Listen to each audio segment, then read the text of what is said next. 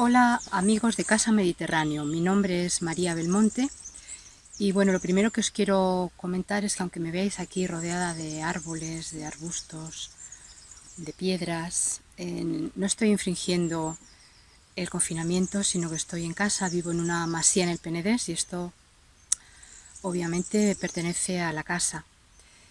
Me han pedido que narre un viaje por el Mediterráneo y es lo que me propongo hacer brevemente. Lawrence Durrell escribió que todos tenemos un país en el que hemos nacido y algunas personas tienen también un país elegido por su corazón, un país o un lugar en el que sus experiencias son más intensas, su percepción se agudiza, un lugar en suma en el que se sienten más felices sin saber muy bien por qué. Ese lugar para mí es Grecia. Desde que descubrí ese país hace ya mucho tiempo, cuando era estudiante, y realicé mi primer viaje.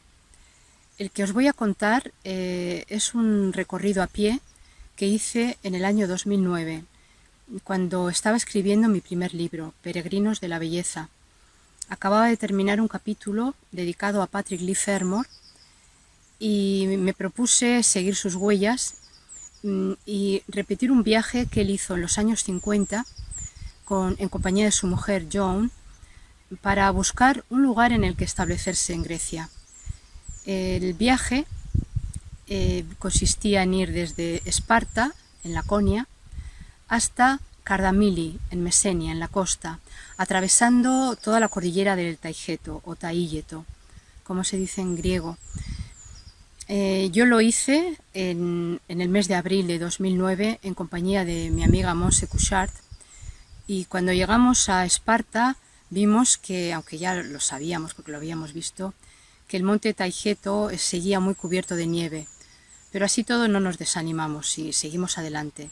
Cogimos un autobús a Mistras y de allí nos pusimos la mochila a la espalda y comenzamos a caminar hasta Navrití, un pueblecito de montaña en las laderas orientales del Taygeto, donde Patrick Leigh Fermor también había pasado su primera noche.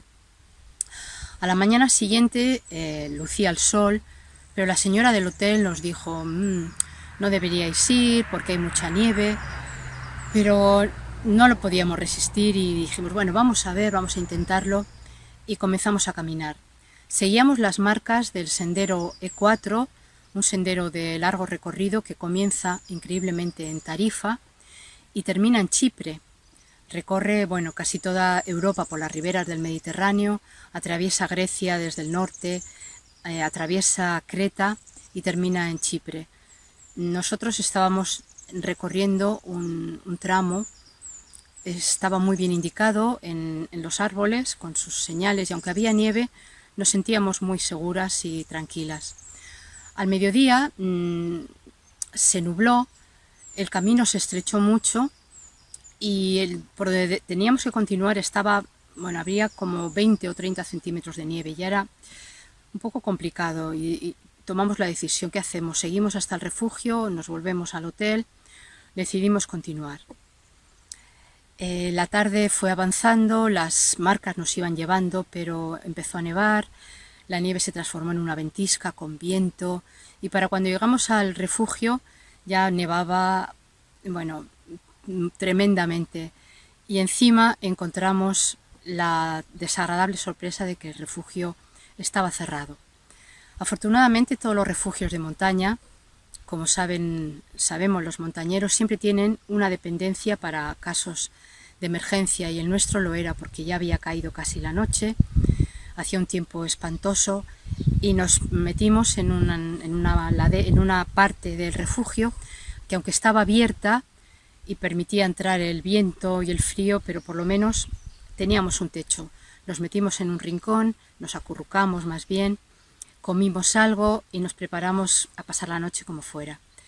Nos dormimos y cuando despertamos hacía un día maravilloso, lucía el sol, el camino estaba lleno de nieve, pero allí estaban las marcas del sendero E4 para guiarnos de nuevo hasta nuestro siguiente destino, que era Agios Demetrios, una especie de aldea de verano en el que se suben los pastores de Mesenia con los rebaños y allí pensábamos pasar nuestra siguiente noche.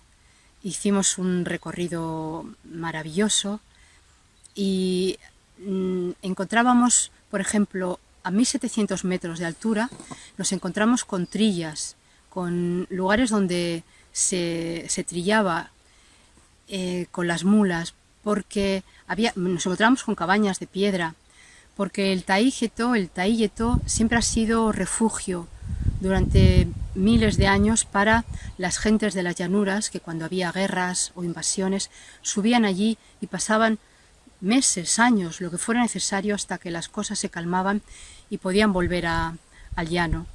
Era emocionante encontrarnos con estos restos de viviendas, de casas abandonadas y también incluso de animales domésticos que se habían asilvestrado. Esa noche dormimos en una cabaña ya con puerta cerrada y al día siguiente, el tercero, comenzó realmente la parte más emocionante de nuestro viaje, que consistía en descender casi desde la cima del Profeta Elías, que es la cima más alta del Taygete, hasta Cardamili, por un cañón, por un desfiladero o garganta que se llama la Garganta de Viros. Salimos muy de mañana. También nos habían avisado que el sendero que estaría destruido por la nieve, que no era... Pero estábamos tan emocionadas y tan decididas a continuar con nuestro viaje que dijimos, seguimos. Comenzamos a descender. El río a veces nos acompañaba, otras desaparecía en terreno kárstico bajo tierra. No estaba bien señalizado, pero estaba claro que teníamos que seguir el río. El cañón se iba además cada vez estrechando más. Era un poco cansado porque a veces teníamos que saltar al lecho e ir subiendo y bajando los enormes cantos rodados. Al mediodía, antes os quiero contar precisamente lo que más me impactó de este viaje. Ya os he dicho que era una antigua calzada romana que unía Laconia con Mesenia, Esparta con Cardamili. Y en un tramo de esta calzada estaba perfectamente conservado, tanto que parecía que lo acababan, de construir. Mi amiga siguió adelante y yo me quedé sola. Y me sentía muy subyugada por aquel paisaje. No me podía casi marchar. Me detuve y me di la vuelta para contemplarlo a mis anchas, para ver mejor ese camino por que yo había bajado. Y entonces se produjo una experiencia muy curiosa que nunca he olvidado, y de las que he tenido algunas, pero que solo me suceden en Grecia.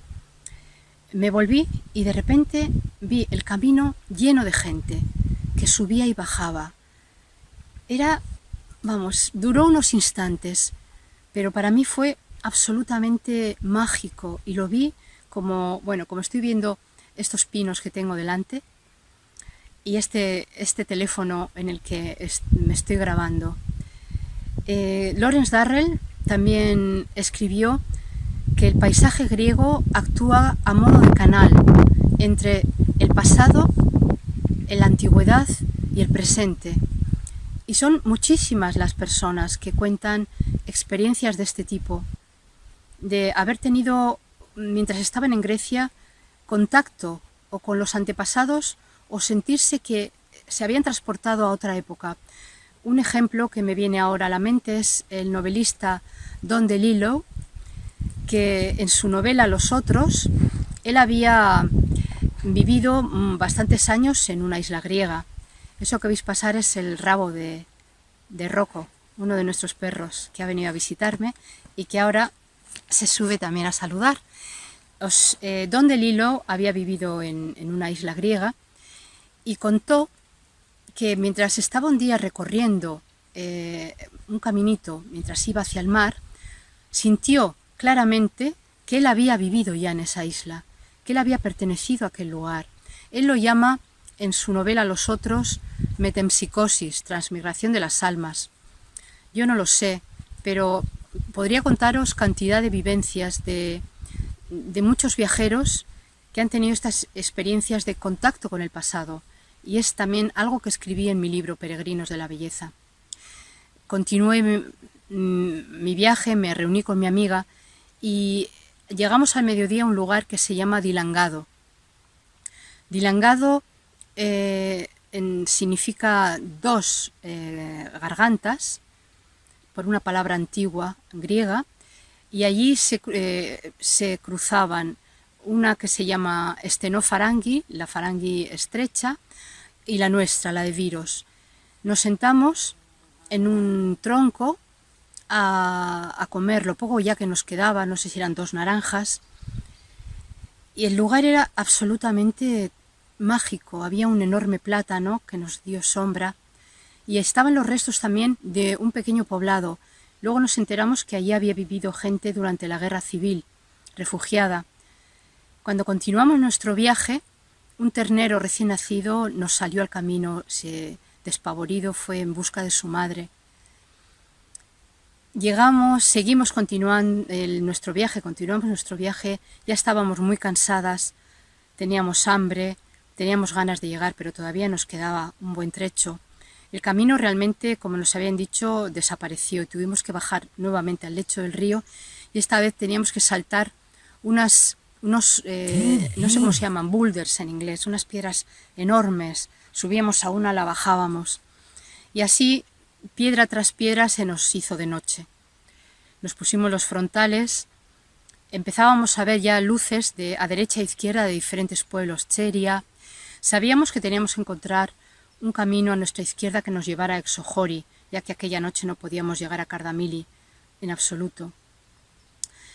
Y afortunadamente encontramos el camino de Exojori y llegamos al pueblecito que está a unos 8 kilómetros de Kardamili,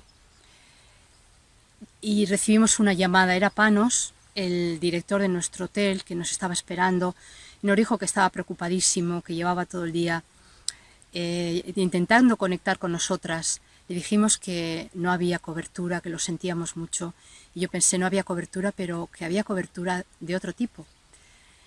Nos vino a buscar con su todoterreno, nos llevó a nuestra habitación, donde encontramos que nos esperaba una cena a base de yogur, de miel, de fruta y un buen trozo de bizcocho que nos había hecho su madre, Ceanó. Bueno, nos pareció la cena más maravillosa que uno se puede imaginar. Así terminó nuestro viaje. Con respecto al de Patrick Livermore, lo único que os quiero comentar es que si nosotros llegamos a Kardamili por la garganta de Viros, él lo hizo por la de Rídomo, que es una garganta paralela, no muy lejana. Él lo hizo en un solo día, en compañía de un guía y de una mula.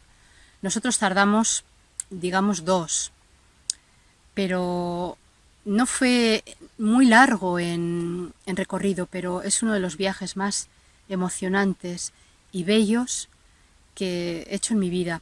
El otro día en Alicante, Marina Vicente me preguntaba, si tuvieras que decirnos un lugar del Mediterráneo con el que te quedarías. En ese momento no se me ocurrió, pero ahora, pensándolo, sí que le contestaría. Ese lugar para mí es Dilangado, uno de los sitios más misteriosos, recónditos de Grecia. Allí metido en un cruce de gargantas y rodeado de montañas, a la sombra del profeta Elías, de la cima del Taijeto. Ese sería mi lugar, Dilangado. Muchas gracias y cuidaros mucho.